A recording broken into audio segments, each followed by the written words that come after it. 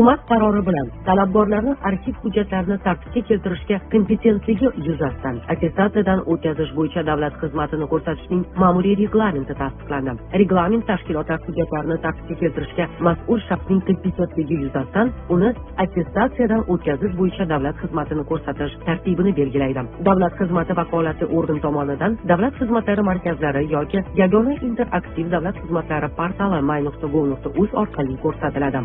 Attestatsiya tashkilotlar hujjatlarini tartibga keltirishga qo'yiladigan malaka talablariga talabgorning muvofiqligini aniqlash va kasbiy malaka darajasini xolisona baholash maqsadida o'tkaziladi. Davlat xizmatini ko'rsatish uchun bazaviy hisoblash miqdorining 1/1 miqdorida yig'im undiriladi. O'tkazilgan attestatsiya natijasi bo'yicha tashkilotlar hujjatlarini tartibga keltirish bo'yicha tegishli kompetensiya ega deb topilgan talabgorga QR kod qo'yilgan guvohnoma yuboriladi. Guvohnomaning amal qilish muddati 3 yil. Hukumat qarori bilan 2025-2030 yillarda davlat moliyasini boshqarish tizimini takomillashtirish strategiyasi tasdiqlandi. Quyidagilar strategiyaning ustuvor yo'nalishlari hisoblanadi. Byudjet intizomini ta'minlash mexanizmlarini kuchaytirish, o'rta muddatli byudjetlashtirishda strategik ustuvorlikni ta'minlash, davlat xarajatlari va investitsiyalarning samaradorligi hamda natijadorligini oshirish. Strategiyani amalga oshirish davri 2025-yildan 2030 yilgacha mo'ljallangan bo'lib, unda qayd etilgan ustuvor yo'nalishlar doirasida 16 ta maqsad belgilab olingan. Qonun bilan ayrim qonun hujjatlariga o'zgartirish va qo'shimchalar kiritildi. O'zbekiston Respublikasi Oliy Majlisi Qonunchilik palatasining reglamenti to'g'risidagi hamda qonunlar loyihalarini tayyorlash va O'zbekiston Respublikasi Oliy Majlisining Qonunchilik palatasiga kiritish tartibi to'g'risidagi qonunlarga qonun loyihasini parlamentga kiritishda qonun loyihasining va xalqaro shartnoma loyihasining matnining o'tkazilgan huquqiy ekspertizasi natijalarini nazarda tutuvchi qo'shimchalar kiritilmoqda. Bundan tashqari qonunchilik tashabbusi huquqi subyekti o'zi kiritgan qonun loyihasi ikkinchi o'qishda qabul qilinguniga qadar Oliy Majlis Qonunchilik palatasiga taklif kiritish orqali uni chaqirib olish huquqini berishning huquqiy asosi belgilanmoqda. Kiritilayotgan qo'shimchalarga ko'ra qonun kuchga kirgan kundan e'tiboran 5 yil o'tgach, mas'ul davlat organlarining va Oliy Majlis palatalari qo'mitalarining tashabbusiga ko'ra qonunning samaradorligini, unda belgilangan maqsadga va kutilayotgan natijalarga erishilganligini aniqlash uchun qonunning tartibga solish ta'siri baholashdan o'tkazilishi mumkin. Qonun bilan ayrim qonun hujjatlariga o'zgartirish va qo'shimchalar kiritildi.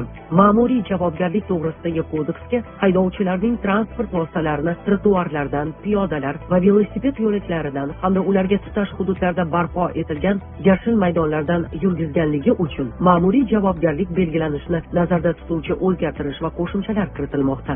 Shuningdek, yo'l harakati ishtirokchilarining harakatiga to'sqinlik qiluvchi noqonuniy to'siqlar va boshqa qurilmalar o'rnatilganligi, yo'nalishli transport vositalari uchun alohida ajratilgan tasmasi bor yo'ldan transport vositalari harakatlanganligi bilan bog'liq huquqbuzarliklar uchun ham ma'muriy javobgarlik belgilanishi ko'zda tutilmoqda. Kiritilgan qo'shimchaga ko'ra yo'nalishli transport vositalari uchun alohida ajratilgan tasmasi bor yo'ldan transport vositalarining harakatlanishi bazaviy hisoblash miqdorining 1/1 miqdorida jarima solishga, xuddi shunday huquqbuzarlikni ma'muriy jazo qo'llanilganidan keyin 1 yil davomida takror sodir etish, bazaviy hisoblash miqdorining 3/1 miqdorida jarima solishga sabab bo'lishi belgilandi. Farmon bilan Prezidentning ayrim hujjatlariga o'zgartirish va qo'shimchalar kiritildi. Ichki ishlar vaziriga quyidagi rag'batlantirish choralarini qo'llash huquqlari berildi. Probatsiyani amalga oshirishga ko'maklashgan davlat organlarining, muassasalarining va tashkilotlarining xodimlarini, shuningdek fuqarolarning o'zini o'zi boshqarish organlarini, nodavlat notijorat tashkilotlarini hamda fuqarolarni rag'batlantirish, jamoat xavfsizligini ta'minlashda o'zining munosib hissasini qo'shgan ichki ishlar organlari xodimlarini lavozim maoshining 1/1 bo'lgan miqdorda 1 martalik mukofot bilan rag'batlantirish. Qishloq xo'jaligi tavakkalchiliklarni sug'urta qilish to'g'risidagi qonun qabul qilindi. Qonun qishloq xo'jaligi tavakkalchiliklarini sug'urta qilish sohasidagi munosabatlarni tartibga soladi. Qishloq xo'jaligi mahsulotini ishlab chiqaruvchilar qishloq xo'jaligi mahsulotini ishlab chiqarishda quyidagi bir yoki bir necha tavakkalchiliklar bo'yicha qishloq xo'jaligi sug'urtasi shartnomalarini tuzadi. Tabiiy va kutilmagan ofatlar, yong'in, o'simliklarning zararkunandalar va kasalliklardan zararlanishi, qishloq xo'jaligi hayvonlarining yuqumli kasalliklari tarqalishi va zaharlanishi, yovvoyi hayvonlar tomonidan ekinlarning payhon qilinishi yoki qishloq xo'jaligi hayvonlariga zarar yetkazilishi.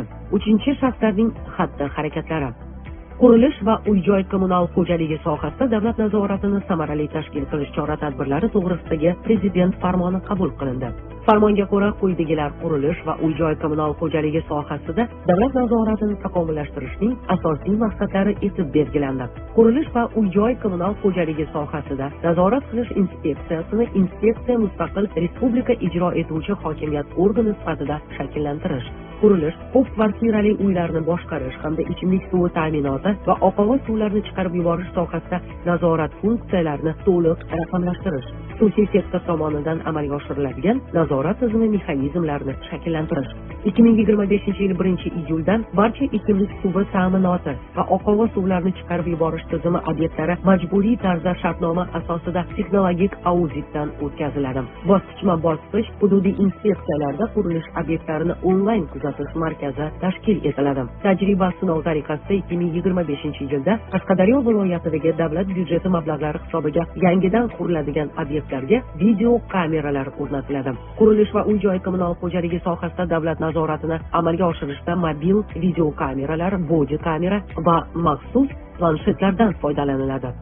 Qarzdorlik hisobiga banklar balansiga olingan mol-mulklar realizatsiyasini jadallashtirish chora-tadbirlari to'g'risidagi Prezident qarori qabul qilindi. Qarorga ko'ra 2025-yil 1-maydan Ustav fondida davlat ulushi 50% va undan ortiq bo'lgan banklarga va ular huzuridagi investitsiya kompaniyalariga auksionda sotilmasdan qarzdorliklarni so'ndirish evaziga bank balansiga olingan mol-mulklarni bozor qiymatida to'g'ridan-to'g'ri sotishga, shu jumladan kredit, bo'lib to'lash, lizing shartnoma yoki qonunchilikda taqiqlanmagan boshqa bitimlar orqali sotishga ruxsat etiladi. 2025-yil 1-sentyabrdan da'vo arizasi bo'yicha ishni soddalashtirilgan ish yuritish tartibida ko'rib chiqish uchun da'voning maksimal bahosi yuridik shaxslarga nisbatan bazaviy hisoblash miqdorining 150 baravarigacha, yakka tartibdagi tadbirkorlarga nisbatan 100 baravarigacha, jismoniy shaxslarga nisbatan 50 baravarigacha oshiriladi.